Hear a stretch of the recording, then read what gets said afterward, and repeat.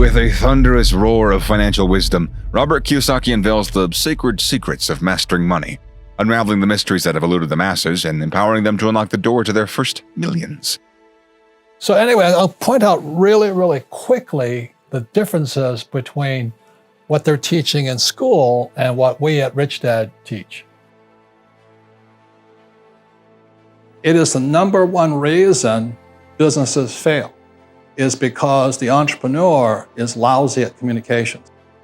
Like a master magician revealing his tricks, Robert Kiyosaki pulls back the curtain on the elusive art of wealth creation, sharing the 5 sacred secrets that have propelled them to financial mastery and promising to unleash the same transformative power to those who dare to listen. And for those of you who've ever seen the ES, B, and the I, E stands for employee, S stands for self-employed or small business, B stands for big business, and I stands for an investor. So to be a B or an I, you have to have what's called the BI triangle. And the definition of a big business person versus a small business person is that a small has less than 500 employees and B has 500 more. That's by Forbes' definition. Amidst a world drowning in financial mediocrity, Robert Kiyosaki emerges as a beacon of hope, armed with the sacred knowledge that has transformed countless lives, guiding seekers on a thrilling journey towards their first millions, while leaving the doubters and the skeptics in awe. Robert Kiyosaki emerges as a beacon of hope, again, armed with the sacred knowledge that has transformed countless lives, guiding seekers on a thrilling journey towards their first millions, while leaving others, doubters, skeptics, and all thems in awe. He says, why would I invest in a dumb product when you have a bad business? And so that's when he began teaching me the next level of my entrepreneurial education. It's not about the product, it's about how to design a business that doesn't need me to keep raising the capital. In other words, how do you design a business that keeps raising money automatically? Against the backdrop of a world shackled by financial limitations, Robert Kiyosaki emerges as a fearless champion, revealing the 5 golden keys that unlock the gates of abundance, promising to liberate the courageous souls who dare to heed this call and embark on a journey that will result in their first millions, or can result in their first millions. Obviously, nothing is guaranteed. Other thing too, as to be an investor, I don't care if it's a stock, bond, real estate, or a business. As an investor, I'm always looking at this BI triangle. I want to know how well structured is it before I put my money into the deal. In a riveting display of financial alchemy, Robert Kiyosaki takes center stage, sharing the profound insights that have propelled him to financial greatness, urging listeners to embrace the 5 transformative secrets that will reshape their financial destinies and catapult them to unimaginable wealth. So part of the 3-day will be discussing, going into depth, how you put a solid business structure together. Because this is it. There's trillions, well not trillions, but billions of dollars out there looking for a home. But they don't invest in products. And that was my Rich Dad's lesson. Sophisticated investors invest in a well-designed business. And this was called the cash flow quadrant, right? You have E, S, B, and I. So test for you. What does E stand for? Employee. Good. And what do employees always say? That they work for money. But they want job security, Exactly. Mm-hmm. paycheck, and pension. Yes. What does S stand for? Self-employed. They're small business owners, Yes. doctors, lawyers. They work for tips. They work for tips now. So they're self-employed. Mm-hmm. And B stands for what? Big business owners. So 500 employees or more. Yeah. And I stands for what? The investor. Investor. It's more than just investor, it's insider. You see, this is like Shark Tank on the TV shows. These guys here have done this and they've done this. So this was my poor dad, this side. This was Rich Dad here. So the difference, that's what schools are not teaching you, is what's the difference between these people and these people. That's the big difference. And that shows up, so when I was about your age, I had to make a decision. I was a pilot. You know, most of my friends went to fly for the airlines, but I'd be here. Or I could be, I could be in Alaska flying fishermen around the place, a pilot with a small plane and, flying around the place. Or I could own an airlines, or I could invest in airlines. And that's the difference in the mindsets and skill sets. You don't just make crossings. the education is extremely different on this side than on this side here. So those are some of the differences here. So my rich dad trained me to build businesses here. So the most important thing is a mission, next part is a team, and next is leadership. So when you look at these things here, one of the reasons that I went to military school is at military school for 4 years, most important thing is mission. Are you a team player? Some people are, some people aren't. And if you're not a team player, you can't be a leader. So we're constantly trained, for 10 years of my life, mission, team, leadership. I had to follow orders and then give orders as the case may be. So this is traditional military school, and this here is traditional business schools. So when I meet people, they have a business, I got a hot new product, and people think product is it. Product sucks. The world's full of product. You ever go to Hong Kong, there's product coming out of that place all over the place. Then there's legal. Unfortunately, you have to have attorneys. But you got to protect, even with real estate, you might have to have the meets and bounds and the property lines. With me, intellectual property, I want to make sure my property is defined. As I said, in Israel, the problem is a property dispute, who owns that land. Then you have systems, there's like a business is a system of systems. A car is a system of systems. Body is a system of systems. There's the cardiovascular system, there's the lung system, there's a brain system, there's a digestive system, and all this. So as an entrepreneur, I'm always putting systems together. Systems are traditionally the engineers, web systems, accounting systems, marketing systems, and all this. So as a business owner, I don't want to do any of this, but I want to have somebody in charge of my systems here. So I do less, earn more money. Then this is communications. Okay, that's sales, marketing. There's external communications, internal communications. But this is the big difference here. E's and S's focus here. The rich focus here. And you see, that's why I don't want a job or anything like that.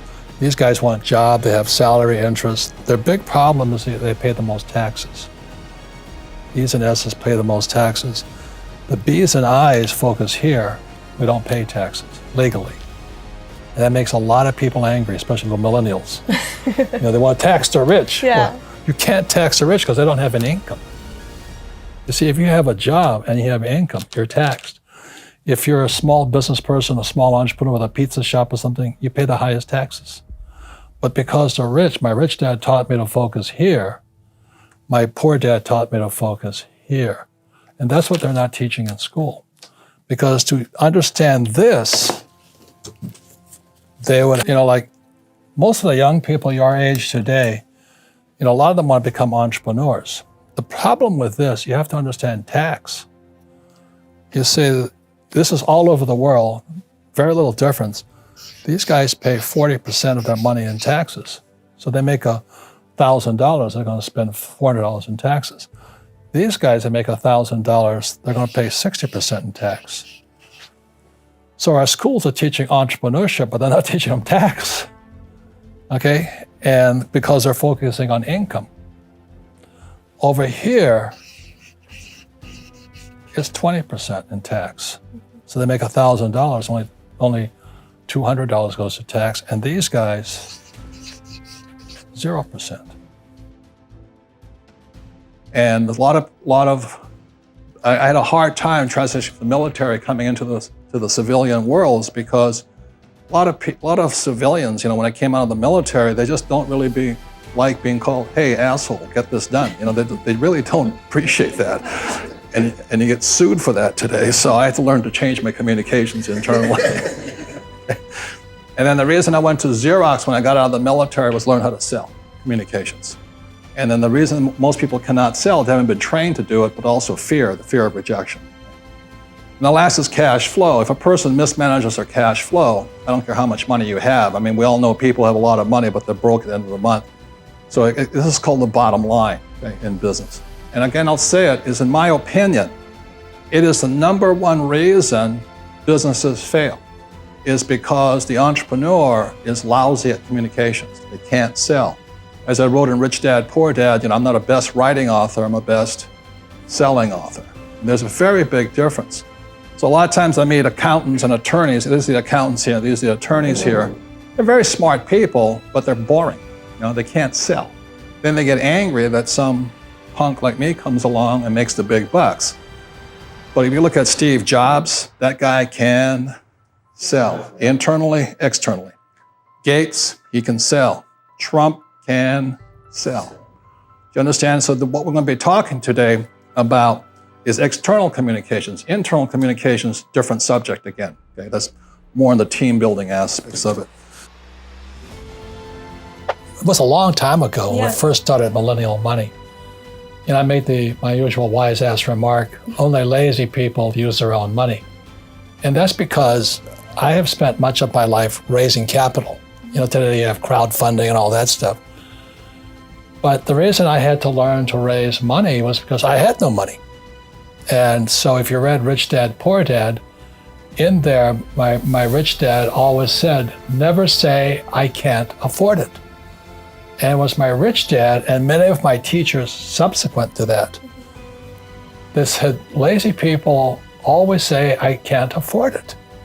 I don't have the money. That's why they're poor. They have a poor mindset. So instead of figuring out how to raise money, it's just really easy to be a loser. And I call it losers. It pisses them off.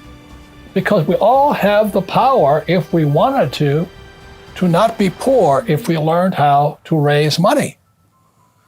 So I hear, and the reason I get upset, I still get hot like this. My poor dad, my PhD father, he always said to me, he says, I'd be a rich man if I didn't have you kids. And I said, well, Dad, it's not my fault you had kids. I just can't afford it because I have kids. And the more he said that, the angrier I got. So when I met my rich dad at age 9, he says, well, that's why your old man's poor, because he's lazy. He thinks his PhD is going to carry him. He says, everybody can say, I don't have money, I can't afford it. He says, that's why he's poor. He's lazy. But my father kept going back to school, Stanford, University of Chicago, Northwestern. He never learned any of this stuff. They still don't know it because most teachers want a paycheck, pension, and tenure. They want job security. So the mindset is different. And that's what they teach the kids.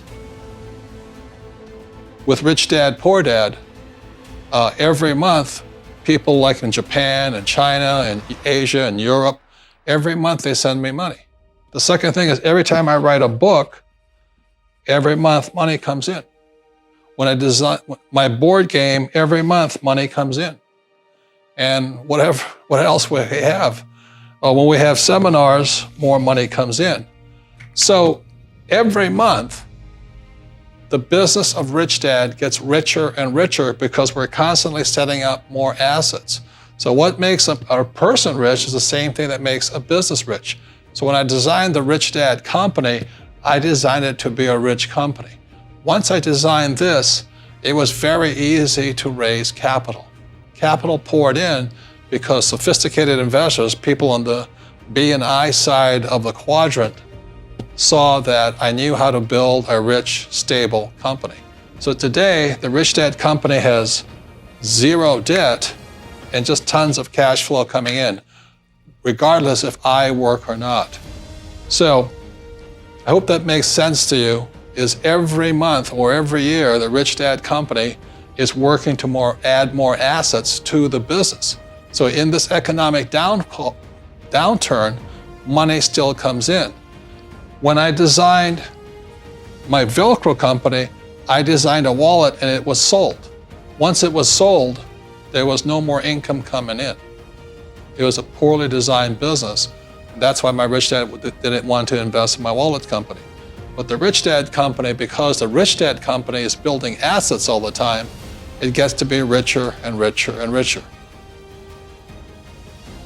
So the reason I say only lazy people use their own money is because it takes much more intelligence to raise capital.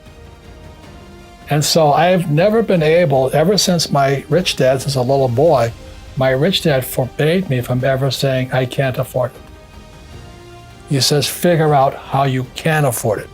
How can you do something? Figure out how you can do something. So over my lifetime, most of the projects I've started, I've never had any money. I like not having money because it forces me to think. I get creative. I have to educate myself. I have to talk to rich guys.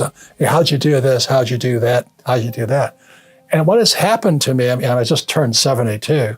I've never needed money because if I need money, I figure out how to raise it.